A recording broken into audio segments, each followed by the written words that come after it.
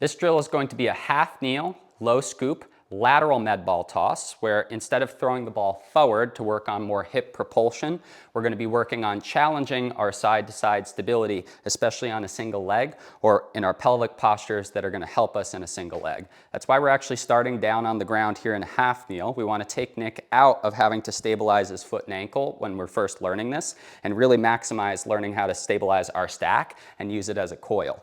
As we've talked about as we run, we've got to make sure that we're matching up arm swing and leg swing, and our coil of our trunk is what's helping transmit forces between the two. So as Nick loads up here, he's going to take the ball into his open hip. He's going to have eyes on the wall just to make sure that he knows where he's throwing, and then we're going to watch Nick go for a throw or two, where he's closing over this front hip. He should feel like he's maintained a stack, head over rib cage over pelvis throughout, and that we're more rotating like a coil rather than side bending one way or the other, which is where we would tend to see that we lose our trunk stability. The other place where you might feel like you start to wobble a little bit is on this front leg or front tripod, where if Nick loads up and that leg gets dragged with him one way or another, we're going to also lose our sense of stability. So Nick's going to show us a few last throws where this front leg stays stable, we keep our core stable, and we throw.